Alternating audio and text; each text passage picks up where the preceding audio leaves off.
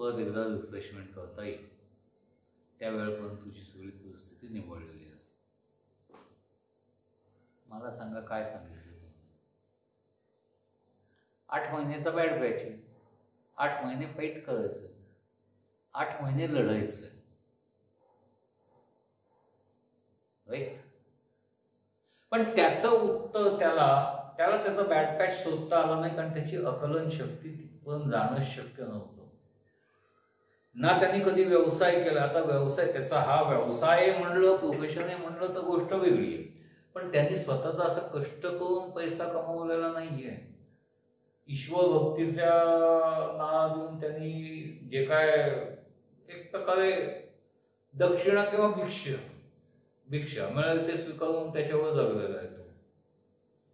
पण मग त्यामुळे त्याच्या आकलन शक्तीमध्ये ते बॅड पॅचचा प्रकार, व्यवसायात काय काय घडू शकतं हे येऊ शकणार नाही. हेच आपण अगदी एखाद्या रेग्युलर ज्योतिषाकडे जरी गेलो आणि तो मध्यमवर्गीय नसेल, नोकरदार माणूस असेल, तर त्याला व्यवसायातल्या खाचाखोचा काढता येणार नाही. त्याला सांगता येईल हा काळ तुझा बॅड पॅच आहे, या काळामध्ये तुला इथून तास तो मॅक्स याच्यावर काय जाऊ शकेल, व्यवसाय मंदावेल, ऑर्डर्स कमी येतील. पण त्यातल्या त्यात कुठल्या ग्रहांचा सपोर्ट आहे, त्या सपोर्टनुसार तेवढ्या ऑर्डर तुला मिळतील आणि तू त्यातनं तळून जाशील.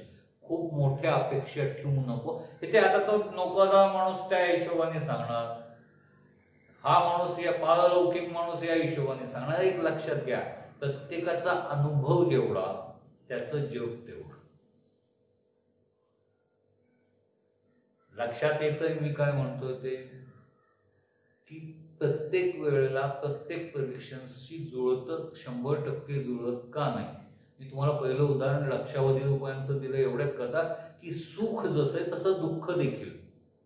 आणि दुसरं उदाहरण बॅड पॅचचं दिलं एवढ्याच करता, की सुख आणि दुःख तुम्ही ज्या व्यक्तीकडे गेलाय त्या व्यक्तीच्या अनुभवानुसार किंवा त्या व्यक्तीच्या आकलन कक्षेनुसार, काही जणांची वाचन अफाट असतं, त्यामुळे ते ज्या स्टेजला असतील त्या स्टेजपेक्षाही खूप वरचा विचार करू शकत असतात. काही जण इंटरनॅशनल लेवलवरचे अभ्यासक असतात, त्यांना त्या लेवलची सिच्युएशन प्रगल्भता थोडी वाढेल, ॲक्युरसी थोडी जास्त येईल. पण मायनर फरक हा त्यांच्यात आणि तुमच्यात राहणार, कारण तुमची अनुभव संपत्ती वेगळी, तुमचे अनुभव वेगळे, तुमचा अभ्यास वेगळा, त्याचे अनुभव वेगळे, त्याचा अभ्यास वेगळा, राईट. हा झाला मुद्दा नंबर 1. दुसऱ्या मुद्द्याकडे आपण जाऊ, कर्मा रिटर्न्स. हा मुद्दा मी तुम्हाला मगाशी बोललो. ते वर्ण येताना घागर रिकामी होते, म्हणजे तुम्ही कर्म करत असताना ती घागर तुमची एक पाणी पडत जाऊन रिकामी होत असते, पण ती जशी खालती जाते तशी ती भरून येते परत. त्या कर्माच्या व्याजासकट ती संपूर्ण भरलेली घागर तुमच्या समोर उभी राहते. हा मुद्दा बरोबर. तर या हिशोबाने लक्षात घ्या, त्यावेळेला आपण जे केले तेव्हा पूर्वजन्मात आपला हे शास्त्र देखील 3 जन्मांवर आधारित असलेल्या गोष्टी सांगतात.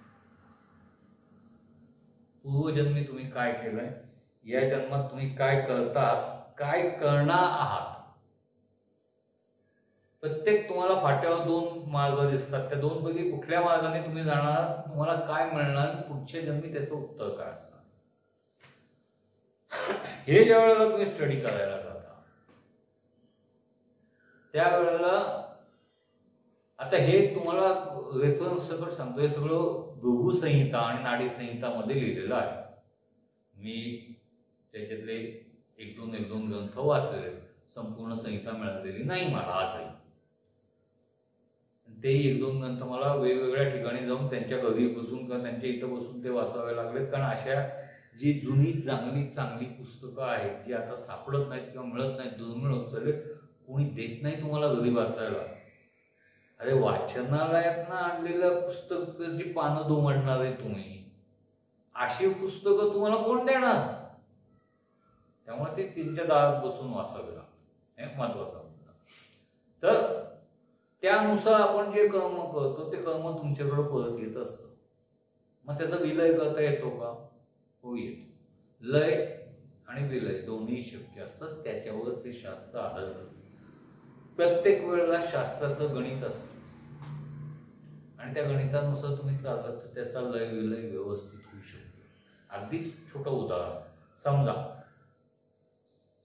एक्स तुम्ही आणि मी पार्टनर आहात. आपण दोघं म्हणून बिझनेस करत आहोत. बिझनेस चांगला चाललेला आहे. माझ्या मनात पाप आलं, मी तुम्हाला फसवून त्या बिझनेसमधनं काही रक्कम माझ्या दुसऱ्या वैयक्तिक बिझनेसमध्ये वळवली भांडवल म्हणून आणि तिकडं वापरली. आणि हे तुमच्या आता प्रत्येक गोष्टी कधी ना कधी तर समोर येत असते. हे 1-2 वर्षानंतर 3 वर्षानंतर तुमच्या लक्षात आलं